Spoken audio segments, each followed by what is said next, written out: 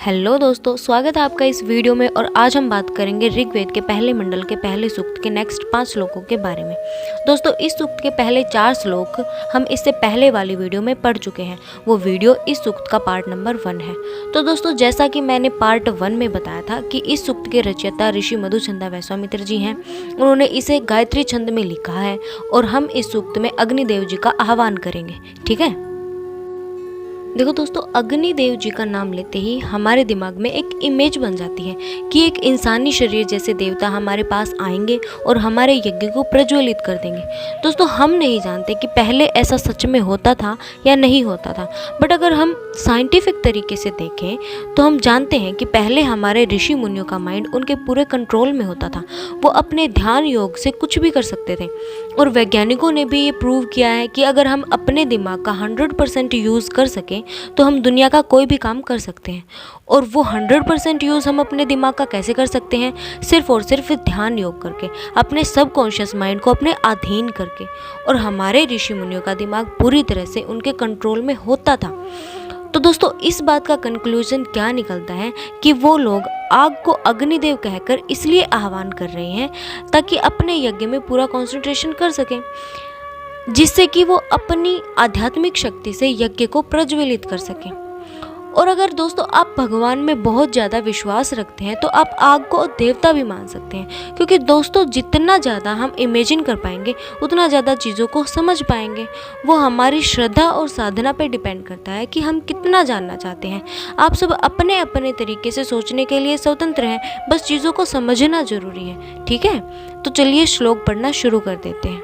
तो दोस्तों, इस सूक्त का 5वां जो श्लोक है वो है अग्निहोताम कवि क्रतु सत्य सचित्र श्रवसतम देवो देवेभिरा गमते। क्या बोल रहा है कि हे अग्निदेव, आप ज्ञान और कर्म की संयुक्त शक्ति के प्रेरक हैं, सत्य रूप एवं विलक्षण रूप युक्त हैं। आप देवों के साथ इस यज्ञ में पधारें। देखो दोस्तों, ज्ञान और कर्म की संयुक्त शक्ति के प्रेरक का क्या मतलब है कि आप ज्ञान और कर्म दोनों को मिलाकर जो शक्ति बनती है, जो काम बनता है, उसके प्रेरक है। मतलब देखो दोस्तों, अगर हमारे पास सिर्फ ज्ञान होगा और हम काम ही नहीं करेंगे, ज्ञान के ऊपर काम ही ना करें, तो क्या हम कुछ बड़ा कर पाएंगे? और सिर्फ हम काम ही करते रहें, हम शारीरिक कर्म ही करते रहें और हमारे पास ज्ञान ही ना हो उस काम के लिए, तो भी हम कुछ बड़ा नहीं कर पाएंगे। इसीलिए बोल रहा है कि ज्ञान और कर्म दोनों को मिलाकर जो बड़े काम होते हैं आप उनके प्रेरक हैं, सत्य रूप हैं आप। ठीक है, इसलिए आप अन्य देवों के साथ इस यज्ञ में पधारें। ठीक है, नेक्स्ट जो श्लोक है हमारा 6वां वो है यदंग दाशु से तवमग्ने भद्र कृशि तवे तथा सत्यमंगिर। क्या बोल रहा है कि हे अग्निदेव, आप यज्ञ करने वाले यजमान का धन, आवास, संतान एवं पशुओं की समृद्धि करके जो भी कल्याण करते हैं वह भविष्य में किए जाने वाले यज्ञों के माध्यम से आपको ही प्राप्त होगा।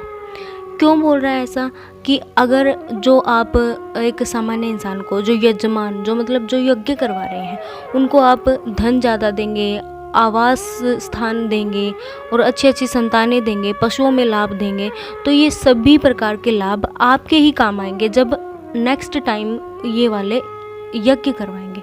ठीक है, क्यों काम आएंगे? देखो दोस्तों, अगर धन ज़्यादा होगा तो नेक्स्ट टाइम जो यज्ञ होगा उसमें ज़्यादा पैसा लगाएंगे, ज़्यादा बड़ा फंक्शन प्लान करेंगे यजमान। और आवास, संतान अगर आज्ञाकारी होगी तो वो भी आपकी आराधना करेंगे, आपको प्रार्थना करेंगे, वो भी आपकी भक्ति करेंगे। और पशुओं में समृद्धि अगर देंगे तो देखो दोस्तों, पशु जो होते हैं वो हमें क्या देते हैं? हमें दूध, दही, घी देते हैं और घी जो होता है वो यज्ञ में। तो इसीलिए बोल रहा है कि जो आप यजमान के इन सभी चीज़ों में जो वृद्धि करेंगे वो आप ही के काम आएगा भविष्य में, जब वो आपके लिए एक बड़ा यज्ञ का प्लान करेंगे। ठीक है, तो नेक्स्ट जो हमारा श्लोक है 7वां वो है उपतवाग्ने दिवे दिवे दोषावस्त ध्रिया वयम नमो भरंत एमसी। क्या बोल रहा है कि हे अग्निदेव, हम आपके सच्चे उपासक हैं, सच्चे प्रार्थी हैं, हम आपसे सच्ची प्रार्थना करते हैं, श्रेष्ठ बुद्धि द्वारा आपकी स्तुति करते हैं। श्रेष्ठ बुद्धि का मतलब क्या है कि जितना हो सके हम अपने मन को पवित्र करके आपको प्रार्थना करते हैं और दिन रात आपका सतत गुणगान करते हैं तो हमें आपका सानिध्य प्राप्त हो। देखो क्या बोल रहा है कि वो अनुरोध कर रहे हैं अग्निदेव से, जैसे हम किसी अपने प्यारे इंसान से, अपने माता पिता से अनुरोध करते हैं ना कि नहीं मेरे को तो ये चाहिए पापा, मेरे को तो ये चाहिए मम्मी, इस प्रकार तो वो अनुरोध कर रहे हैं स्नेह के साथ कि हम आपकी इतनी सेवा करते हैं, आपके गुणगान करते हैं और आपके सच्चे उपासक भी हैं, तो आपका सानिध्य हमें मिलना चाहिए ना, आपका साथ हमें मिलना चाहिए ना, ये बोल रहा है। ठीक है, नेक्स्ट जो श्लोक है हमारा 8वां, वो है राजनतम धवराणा गोपामृतस्य दिद विमय वर्धमानम सवेदमे।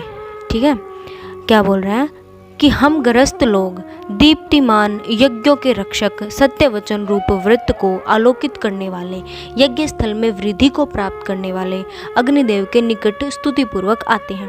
दोस्तों 8वां जो ये हमारा श्लोक है ये गृहस्थ लोगों की तरफ से है, मतलब जो यज्ञ करवा रहे हैं, यजमान लोग जो यज्ञ करवा रहे हैं ना, वो उनकी तरफ से बोला गया है कि जो हम गृहस्थ लोग हैं ना वो आपको स्तुति पूर्वक बुला रहे हैं। कौन किसको बुला रहे हैं? जो दीप्तिमान है, मतलब जो प्रज्वलित होते हैं, यज्ञों के रक्षक हैं, जो यज्ञ की रक्षा करते हैं, सत्य वचन रूप व्रत को आलोकित करने वाले हैं।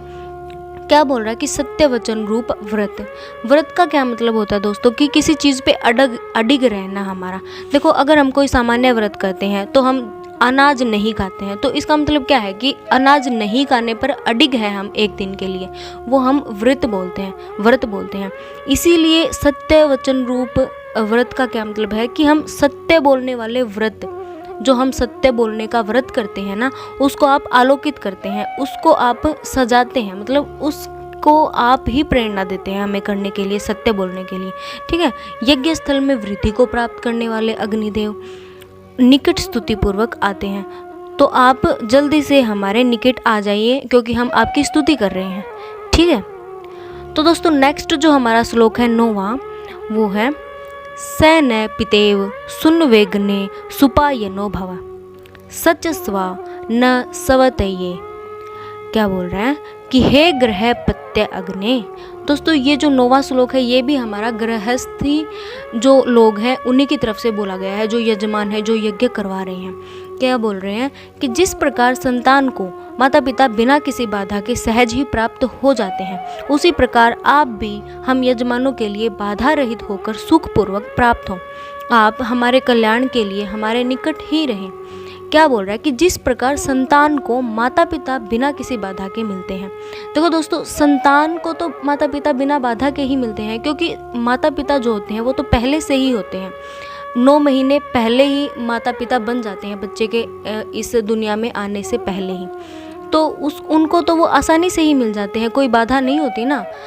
हालांकि माता पिता को कोई बाधा हो सकती है संतान प्राप्त करने में, लेकिन संतान को तो कोई बाधा नहीं होती ना माता पिता, क्योंकि वो पहले से ही फिक्स होते हैं। ठीक है, इसी प्रकार से बोल रहा है कि जितने आसानी से एक संतान को, एक नव जो पैदा हुआ बच्चा है, उसको जितनी आसानी से माता पिता मिल जाते हैं, उतनी ही आसानी से आप भी हमें मिल जाएं, मतलब कोई बाधा ना हो।